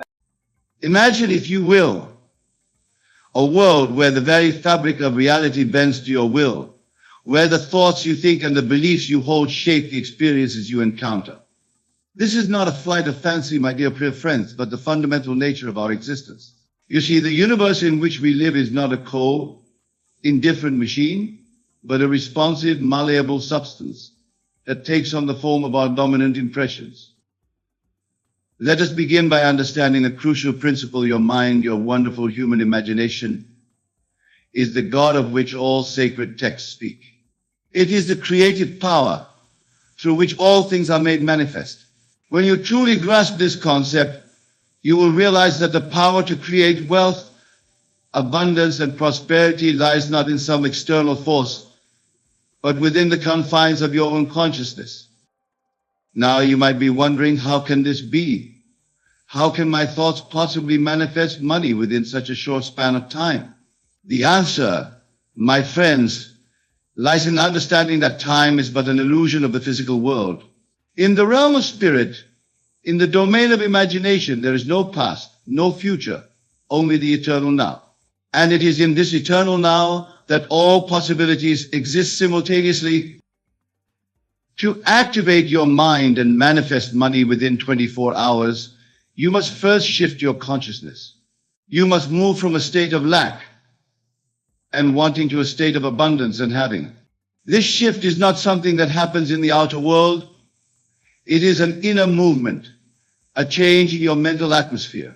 When you can feel the naturalness of being wealthy, when you can sleep in the assumption of your desire fulfilled, the outer world has no choice but to rearrange itself to match your inner conviction. Let me share with you a technique that, when applied with unwavering faith and persistence, can bring about miraculous results.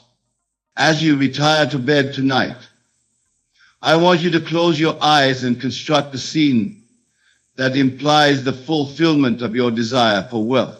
Perhaps you see yourself holding a bank statement with a balance that thrills you. Or maybe you feel the weight of your wallet, heavy with crisp new bills. Whatever scene you choose, make it as vivid and as real as you possibly can. Now here's the crucial part. You must enter into this scene. You must participate in it fully, using all your senses. Feel the paper of the bank statement between your fingers. Smell the crisp scent of new currency. Hear the rustle of bills as you thumb through them. Make this imaginal act so real that it takes on the tones of reality. You must persist in this state until you feel a sense of satisfaction, a feeling that tells you, yes, this is done. As you drift off to sleep, carry this feeling with you. Let it be the last thing on your mind as you enter the world of slumber. For it is in sleep that the subconscious mind is most receptive, most malleable to the impressions we give it. And it is the subconscious that possesses the power to bring our imaginal acts into physical manifestation. But remember, my dear friends, the outer world is a reflection of your inner state. Therefore, when you awaken in the morning, you must maintain this feeling of wealth, this consciousness of abundance. Do not let the appearances of the physical world shake your conviction. For what you see now is but the shadow of past thoughts and beliefs. The new state you have entered will take a little time to project itself onto the screen of space. Throughout your day, whenever you have a quiet moment, revisit that scene. Feel once again the joy, the excitement, the naturalness of being in possession of the wealth you desire. Let this feeling permeate every fiber of your being. For you are not trying to get something, you are acknowledging that you already have it in the realm of imagination, and therefore it must come into physical expression. Now, some of you might be thinking, but Neville, I've tried positive thinking before, and it didn't work. To this I say there is a world of difference between mere positive thinking and the art of assuming the feeling of the wish fulfilled. Positive thinking often still carries with it the consciousness of lack, the awareness that you are trying to change something. But in the law I'm teaching you, there is no trying. There is only the acknowledgement of what is already yours in imagination. Consider the biblical phrase, before they call, I will answer. This is not some mystical promise, but a statement of how reality operates. The moment you can feel the reality of your desire, the moment you can live from the end as though it were already accomplished, in that instant your prayer is answered. The things and events of the outer world are merely catching up to the truth you have accepted in your imagination. Let me tell you a story to illustrate this principle.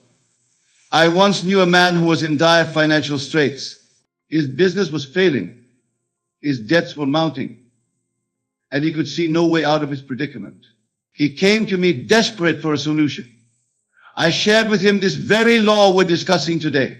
At first he was skeptical, but he was also at his wit's end and willing to try anything.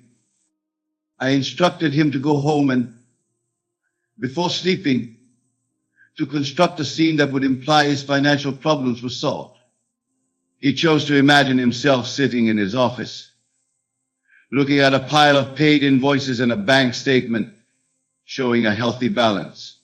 I told him to make this scene as real as possible and to fall asleep in this state. The next morning, he awoke feeling different.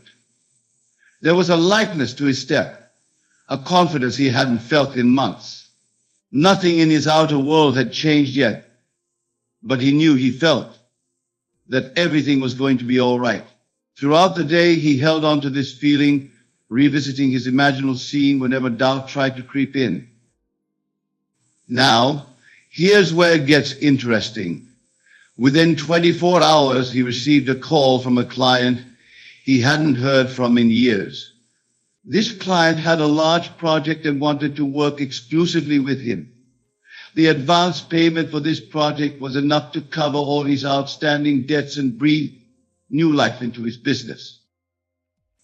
So is this a coincidence? Absolutely not. It was the law in operation. The moment he changed his inner state, the outer world had to realign itself to match his new consciousness. This, my friends, is the power you hold within you. This is the creative force of your imagination at work. But let me be clear, this is not about manipulating external circumstances. It's not about forcing the world to bend to your will. Rather, it's about aligning yourself with the fundamental nature of reality. It's about recognizing that the world of form is born from the formless realm of imagination. Now, some of you might be wondering about the morality of using your imagination to manifest money. You might be asking, is it right to simply imagine wealth into existence? To this I say, the use of your imagination is the most fundamental right you possess. It is, in fact, your duty to use this God-given gift to create a life of abundance and joy, not just for yourself, but for all those around you. You see, when you liberate yourself from financial worry, when you step into a state of abundance, you become a blessing to the world. You are able to give more, to help more, to make a greater positive impact on the lives of others. The wealth you manifest is not taken from anyone else. It is created anew from the infinite abundance of the universe. Consider this: every invention, every work of art, every business, every advancement in human society began as an idea, as an imaginal act. The phone in your pocket, the chair you're sitting on, the very building we're in, all of these were once just thoughts in someone's mind. By bringing these thoughts into physical reality, these individuals not only enriched themselves, but added value to the world. So I urge you, do not feel guilty about using your imagination to create wealth. Instead, recognize it as your sacred duty. For in doing so, you are aligning yourself with the creative principle of the universe. You are fulfilling your role as a co-creator with the divine. Now, let's delve deep in the mechanics of this process. When you imagine yourself in a state of wealth, when you feel the naturalness of abundance, you are literally reshaping your concept of self. And your concept of self is the foundation upon which your entire life experience is built. Most people live their lives based on a concept of self that was given to them by others, their parents, their teachers, their society. They accept limitations that were never truly theirs. But you, my dear friends, you have the power to consciously choose your concept of self. You have the ability to decide right here and now that you are a person of wealth and abundance. This decision, this shift in your concept of self, is not something that happens on a purely intellectual level. It must be felt. It must be experienced with the full force of your imagination. When you can feel the reality of being wealthy with the same intensity that you feel the floor beneath your feet, that's when true transformation occurs. Let's practice this together right now. Close your eyes for a moment. Take a deep breath and relax. Now, I want you to imagine you are holding a check in your hands. This check is made out to you and the amount on it is more money than you've ever had in your life. Look at the numbers. See them clearly. Feel the paper between your fingers. Notice the weight of it in your hands. Now, I want you to amplify this experience. Feel the excitement coursing through your body. Feel the relief, the joy, the sense of possibility that comes with this newfound wealth. Let this feeling grow stronger and stronger until it fills your entire being. This, my friends, this feeling is more important than any mental picture. For it is your feelings that shape your reality. Open your eyes. How do you feel? Different, don't you? That feeling, that state of consciousness, is what you must return to again and again. That is the fertile soil in which the seeds of your desires will grow and bear fruit. But here's a crucial point. You must persist in this new state. The old man, the old concept of self, will try to reassert itself. Doubts will arise. The evidence of your physical senses will try to convince you that nothing has changed. This is where your faith will be tested. Remember, faith is not blind belief. Faith is loyalty to the unseen reality. It is the conviction that what you have imagined and felt as real in your mind must by cosmic law be made manifest in your physical reality. When doubt arises, when the old patterns of thought try to pull you back, you must return again and again to that feeling of wealth, that consciousness of abundance. Think of it this way. Your imagination is like a gardener planting seeds. The feeling of wealth, the consciousness of abundance. These are the seeds you are planting in the fertile soil of your subconscious mind. But just as a gardener doesn't dig up the seeds every day to see if they're growing, you must not constantly question whether your imaginal act is working. Instead, you must water these seeds with your attention, your faith, your persistent assumption that what you have imagined is already a reality. And just as surely as an acorn grows into an oak tree, your imaginal act will grow into a physical reality. Now let's address a common concern. Some of you might be thinking, but what about action? Don't I need to do something in the physical world to manifest money? This is a valid question, and the answer might surprise you. Yes, action is important, but it's not the kind of action you might be thinking of.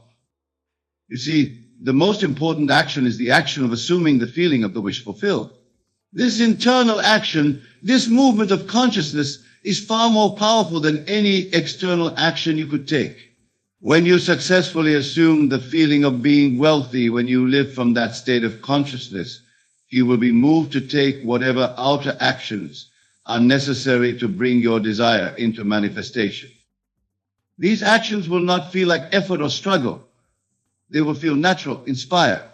You will find yourself in the right place at the right time. Opportunities will present themselves to you. People will be drawn to you, eager to do business with you. This is the law in operation. This is the power of your activated imagination. But remember, the outer actions are not the cause of your wealth. They are the result of your change in consciousness. They are the bridge of incidents that lead to the fulfillment of your desire. The real work, the true action, takes place in your imagination.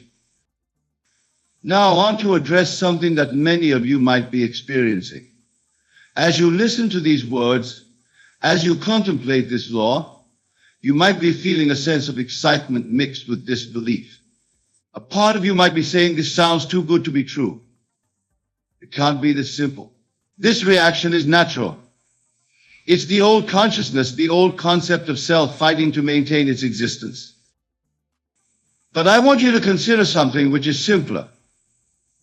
To believe that you must struggle and strive for years to accumulate wealth, always at the mercy of external circumstances, or to accept that the power to create the life you desire lies within you, waiting to be activated by your imagination. The truth is, this law is simple. But simple does not mean easy. It requires a fundamental shift in how you view reality. It demands that you take full responsibility for your life experience. It asks you to question everything you've been taught about the nature of reality and your place in it. This is why so few people truly succeed in consciously creating their reality. Not because it doesn't work, but because they're unwilling to persist through the initial period of uncertainty, the period where their new assumptions have not yet been made manifest in the physical world. But you, my dear friends, you who have chosen to be here today, you are different. You are the select few who are ready to take control of your destiny.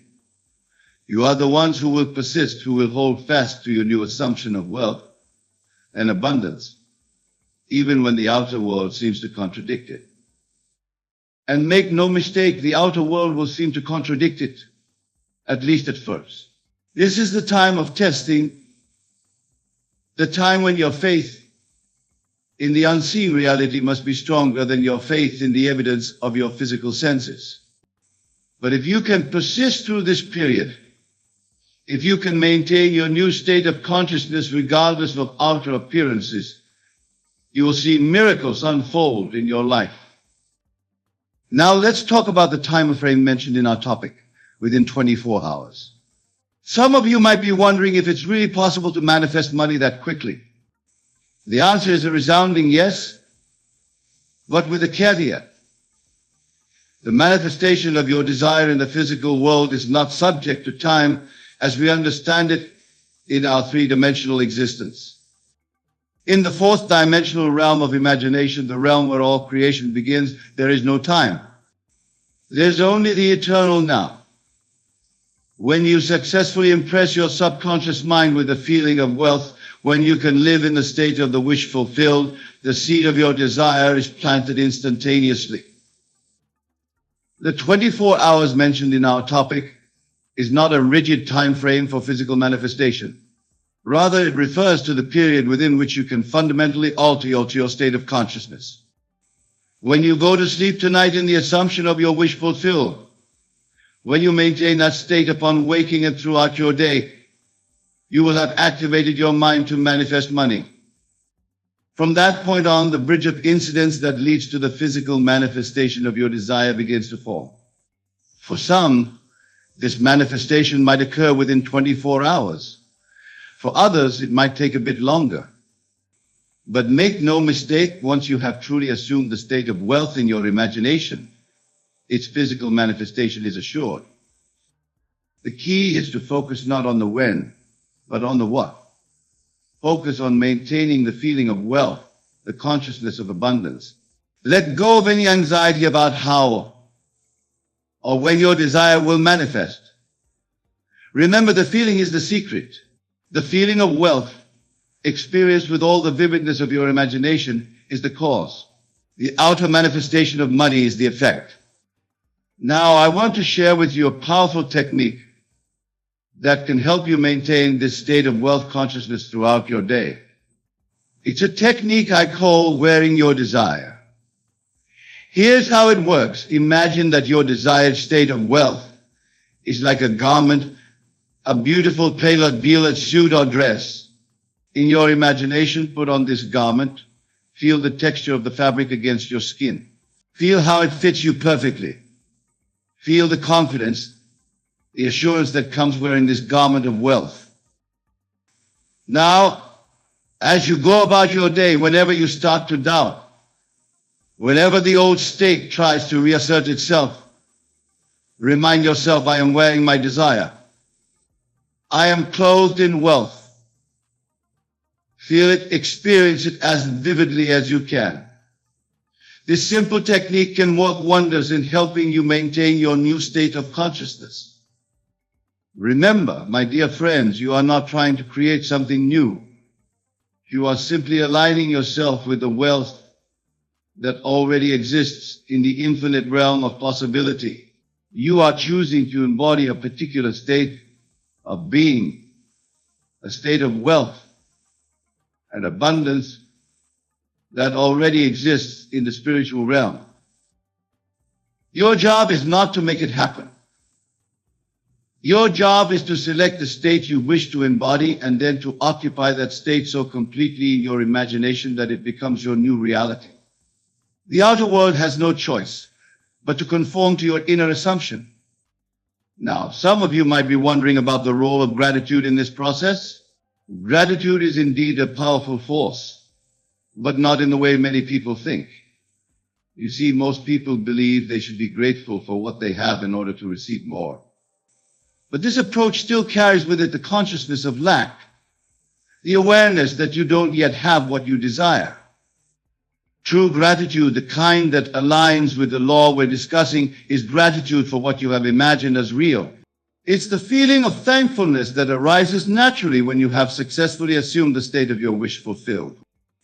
When you can genuinely feel grateful for your imagined wealth, as though it were already a physical fact, you align yourself powerfully with the state of having that wealth.